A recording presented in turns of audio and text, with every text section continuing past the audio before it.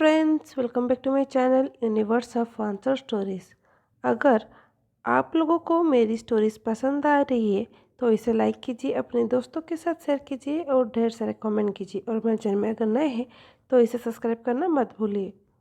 तो फ्रेंड्स, आज से मैं एक नया ओमेगावर्स वांगसियन स्टोरी शुरू करने वाली हूँ, जो कि एक शॉर्ट स्टोरी होने वाला है। 5 पार्ट के अंदर मैं ट्राई करूँगी उसे ख़त्म करने की, जिसका नाम होने वाला है मिसअंडरस्टैंडिंग। तो बिना कोई बात किए चलिए शुरू करते हैं हमारी स्टोरी का पार्ट नंबर 1। कहानी की शुरुआत में हमें अपना ओमेगा मेनलेड ओविशन को दिखाया जाता है, जो कि भागकर अपने यूनिवर्सिटी की ओर जा रहा था, क्योंकि उसे देर हो चुका था अपना क्लास अटेंड करने के लिए। उसके साथ साथ उसका दोस्त भी उसे जल्दी आने के लिए कह रहा था, क्योंकि उसका प्रोफेसर अभी अटेंडेंस ले रहे थे और उसे समझा रही होती है कि अगर तुम देरी से आए, तुम्हें पता है ना, तुम्हारा 10 पॉइंट्स कर दिया जाएगा। जिस बात को सुनकर उइंग कहता है कि मैं ऑलमोस्ट पहुंचने वाला हूं, तुम चिंता मत करो, क्योंकि कल रात को मैं मैथ का प्रॉब्लम सॉल्व कर रहा था, जिसके चलते मैं देरी से सोया और देरी से उठा। जिस बात को सुनकर वेनचिंग, जो कि उसका दोस्त है, वो बिना कोई रिप्लाई दिए फ़ोन को कट कर देता है। और तभी हमें दिखाया जाता है उइंग का एक्सीडेंट हो जाता है, वो भी हमारा अल्फा मेन लीड लानवांग जी के साथ। जिस धक्का लगने की वजह से लानवांग जी जो कॉफ़ी पकड़ा हुआ था, वो पूरी तरह से वांग जी के पूरे शर्ट पर बिखर जाता है और उसका स्टेन भी लग जाता है, जिसे देखकर उइंग उससे माफ़ी मांगने लगता है और उसे उसका वीचैट नंबर मांगता है। जिसे देखकर वांग जी के बगल में खड़े हुए उसका बेस्ट फ्रेंड नीवसंग कहता है, ये तो बहुत ही अच्छा आइडिया है वांग जी से उसका वीचैट नंबर मांगने का। आज तक ये आइडिया बाकी ओमेगा को क्यों नहीं आया। जिस बात को सुनकर उइंग कहता है, मैंने ऐसा कुछ भी नहीं सोचा था, बस मैं उन्हें लॉन्ड्री के पैसे लौटाना चाहता था और वो मैं वीचैट नंबर बिना मांग कर कैसे करता।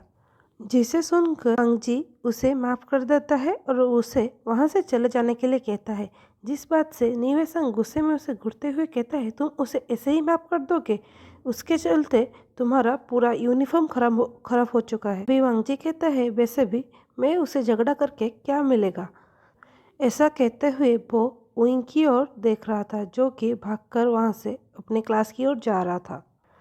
और तभी वांग जी को ऐसा एहसास होता है कि वो पहले से उइंग से मिल चुका है। इसके बाद हमें दिखाया जाता है उइंग अपने क्लास के पिछले दरवाजे से अंदर घुसकर चला जाता है। तभी वेनचिंग जब उसे देखता है तो वो डांटते हुए कहता है, तुमने तो कहा था तुम जल्दी पहुंच जाओगे, लेकिन तुम्हें इतना ज़्यादा देर कैसे हो गया।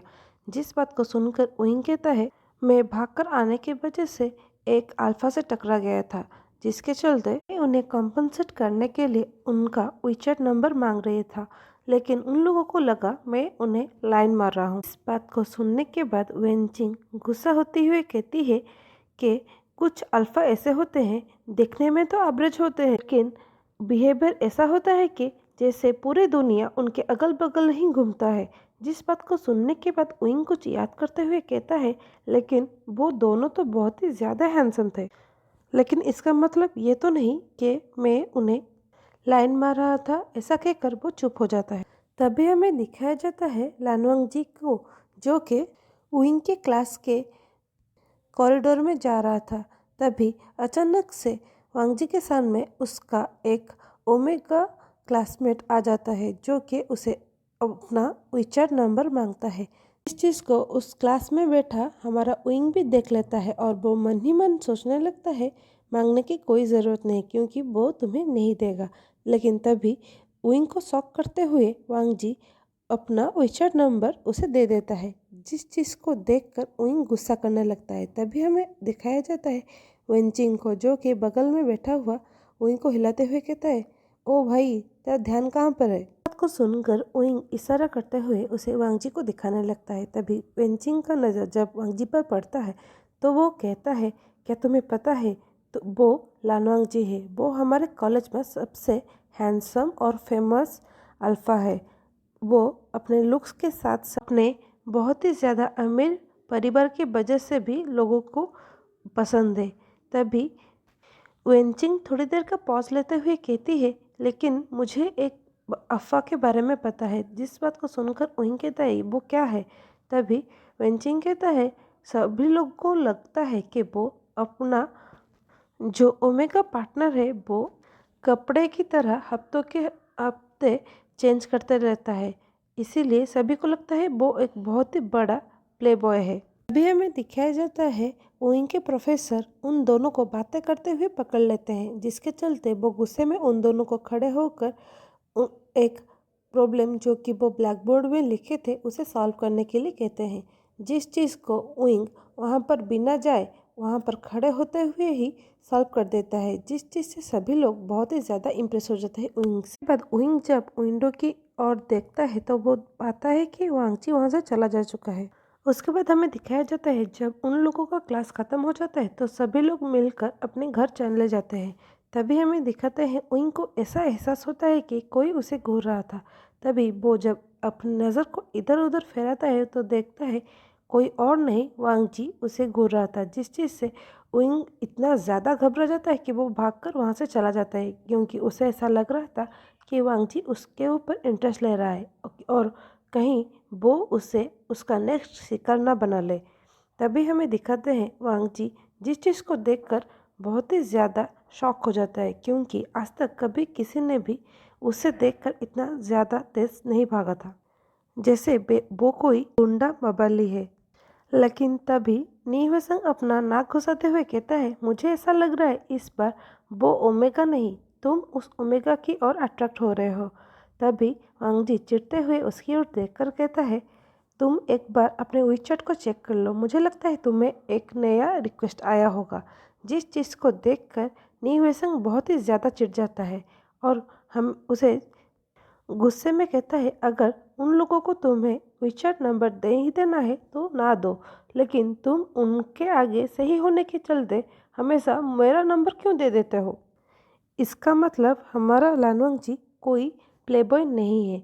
जब भी ओमेगास उसे उसका विचैट नंबर मांगते हैं तो वो अपना नहीं वेसन का विचैट नंबर देता है। लेकिन ये क्या हुआ, हमारे ओमेगा को लगता है कि वो एक प्लेबॉय है, क्योंकि उसने उसे विचैट नंबर बांटते हुए देख लिया था। तभी हमें दिखाते हैं वांगजी, जिसे देखकर बहुत ही ज़्यादा खुश होते हुए मुस्कुराते हुए कहता है, तुम उस सबको संभालो क्योंकि मैं चला, क्योंकि आज मेरे डैड के साथ मुझे किसी लोगों से मिलने के लिए डिनर पर जाना है। ऐसा कहकर वो वहाँ से चला जाता है। दूसरी तरफ हमें हमारे ओमेगा को दिखाया जाता है जो कि अपने स्टडी टेबल पर बैठकर पढ़ाई कर रहा था। तभी वेचन से अंदर आकर कहते हैं, बेटा तुम तैयार हो जाओ। जिस चीज़ से ओइंग कहता है, लेकिन क्यों पापा? तभी वेचन से कहते हैं, क्योंकि तुम आज मेरे साथ एक डिनर अटेंड करने के लिए जाने वाला हो। तभी ओइंग कुछ और कहता था, उससे पहले वेचन से कहते हैं, पहले मेरा पूरा बात सुन लो, क्योंकि उनके साथ साथ आज उनका अल्फ़ा बेटा भी वहाँ पर आने वाला है और अच्छा होगा कि तुम भी मेरे साथ चलो, क्योंकि वो हमारे लिए, हमारे कंपनी के लिए बहुत ही ज़्यादा इम्पोर्टेंट पर्सन है। जिस चीज़ को विंग मना नहीं कर पाता और वहाँ से चला जाता है। उसके बाद हमें थोड़ी देर बाद का सीन दिखाया जाता है, जहाँ पर जब वेचनसा के साथ साथ विंग वो रेस्टोरेंट के प्राइवेट रूम का डोर ओपन करके अंदर होते हैं तो वो देखता है उसके सामने कोई और नहीं, लानवांगजी बैठा हुआ है, जिस चीज़ से वो दोनों ही शॉक हो जाते हैं। तो आज के लिए बस इतना ही। अब हम नेक्स्ट पार्ट में देखेंगे हमारे जो अल्फ़ा एंड ओमेगा के बीच में जो मिसअंडरस्टैंडिंग शुरू हुआ है वो कैसे ख़त्म होता है और कैसे ये मिसअंडरस्टैंडिंग उन दोनों के बीच में प्यार को पैदा करता है। और हाँ, अगर आप लोगों को ये पार्ट पसंद आ रही है तो इसे लाइक कीजिए, अपने दोस्तों के साथ शेयर कीजिए और मेरे चैनल में अगर नए हैं तो सब्सक्राइब करना मत भूलिए। By the way guys, I am so sorry, मैं पिछले कुछ दिनों से किसी भी तरह का स्टोरीज अपलोड नहीं कर पा रही थी और मुझे ऐसा लग रहा है कि ये पूरा विंटर सीजन मेरा तबीयत ख़राब ही रहेगा, इसीलिए कुछ बियर कर लीजिए, क्योंकि मेरा टोन अभी बहुत ही ज़्यादा ख़राब है। उसके अलावा ये स्टोरी से पहले जो मैं एक नया स्टोरी अपलोड कर रही थी, चाइल्डिश लव, वो मेरा एक पुराना स्टोरी है जिसे मैं अब हर दिन 3:30 बजे अपलोड कर रही हूँ। Hope you all like it. और हाँ, मैं कोशिश करूँगी माई अनलव्ड ओमेगा के जो जितने सारे पार्ट्स बचे हैं उसे मैं एक छोटा सा वन शॉट बनाकर अपलोड कर दूँ, क्योंकि मुझे नहीं लगता मैं अभी वो स्टोरी को पार्ट पार्ट करके अपलोड कर सकती हूँ। So that's all guys. तो थैंक्स फॉर वॉचिंग।